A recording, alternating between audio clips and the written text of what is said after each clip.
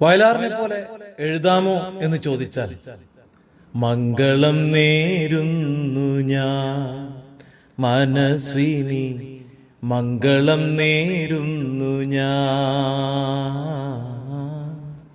അലിഞ്ഞു ചേർന്നതിൻ ശേഷമൻ ജീവനെ പിരിഞ്ഞു പോയി നീ, എങ്കിലും ഇന്നും മംഗളം നേരുന്നു ഞാൻ. ഭാസ്കര മാഷിനെ പോലെ എഴുതാമോ എന്നായാൽ,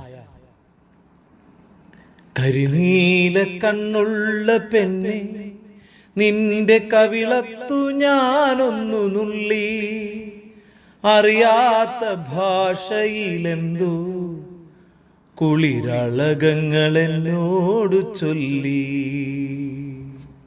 അപ്പോഴാണ് ചോദ്യം, ഓൻവിക്കുറിപ്പ് എഴുതുന്നത് പോലെ ചന്ദ്രികയിൽ അലിയുന്നു ചന്ദ്രകാന്തം, നിൻ ചിരിയിൽ അലിയുന്ന ജീവരാഗം.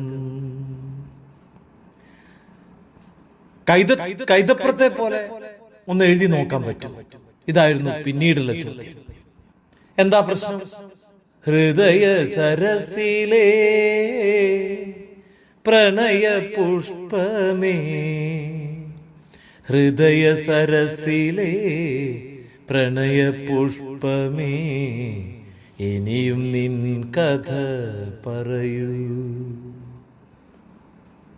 പെട്ടെന്നൊരു ചോദ്യം വരികയാണ്, ഗിരീഷ് പുത്തഞ്ചേരിയെ പോലെ എഴുതാമോ എന്ന്. ഒരു പ്രശ്നമില്ല, എഴുതാലോ. മധുരമാം നൊമ്പരത്തിൻ കഥയറിയാൻ പോകാം, മരണത്തിൽ പോലും മിന്നും സ്മരണ തേടിപ്പോകാം. ഇങ്ങനെ എഴുതി മലയാളക്കര കണ്ട ഏതു ഗാനരചയിതാവിനും കടുത്ത മത്സരം കൊടുത്തു. ഒന്നിനൊന്ന് മികച്ച 1000-ത്തിലേറെ പാട്ടുകൾ എഴുതുക. പ്രൈം ടൈമിലെ വിദ്യാസാഗറിനെ അനുസ്മരിച്ചുകൊണ്ട് സംഗീതം നൽകിയ ചിത്രത്തിലെ എല്ലാ ഗാനങ്ങളും ഹിറ്റ് ചാർട്ടിൽ കയറി പറ്റുക. ബന്ധുക്കൾ, ശത്രുക്കൾ. ജോഷിയെ പോലെ മാസ് മസാല പടം നായാട്ട്, അടൂരിനെ പോലെ സ്ലോ പേസ് ആയിട്ടുള്ള പടം മാളിക പണിയുന്നവർ, അത് സംവിധാനം ചെയ്യുക.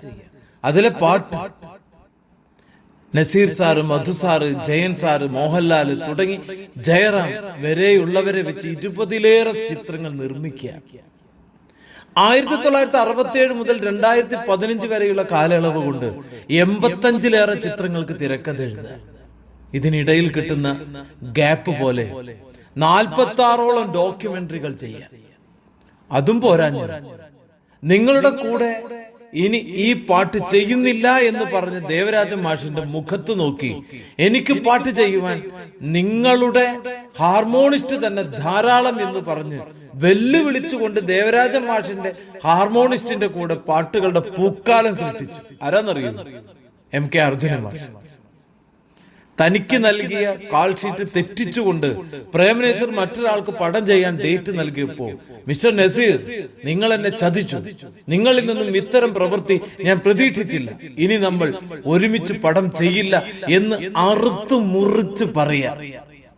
അതും ആ കാലഘട്ടത്തിൽ നസീറുമായിട്ട്.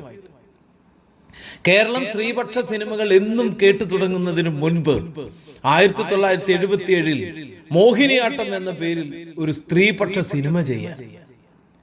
ഇന്ത്യ ഡ്രഗ്സിനെ കുറിച്ച് ചർച്ച ചെയ്യുന്ന ഇന്നിനും 50 വർഷം മുൻപേ 1975 തിരുവോണം എന്ന പേരിൽ ഡ്രഗ് അഡിക്റ്റ് ആയ നായകന്റെ കഥ പറയുന്ന ഒരു സിനിമ. അത്ഭുതപ്പെടണ്ട, ശ്രീകുമാരൻ നമ്പി സാർ, നമ്മുടെ പ്രിയപ്പെട്ട നമ്പി സാർ, ശ്രീകുമാരൻ നമ്പി സാർ. അദ്ദേഹത്തിന്റെ ചരിത്രം മലയാള സിനിമയുടെ കൂടെ ചരിത്രമാണ്. ഓർക്കണം, നമ്മൾ ഇന്ന് ജീവിച്ചിരിക്കുന്ന സിനിമാ ജീനിയസ് എന്തൊരു മനുഷ്യനാണ്. പ്രതിഭയുടെ നിറകുടം പോലെ ഒരാൾ. ശരിക്കും മലയാളത്തിന്റെ പുണ്യമാണ്. നമസ്കാരം, കാണാം.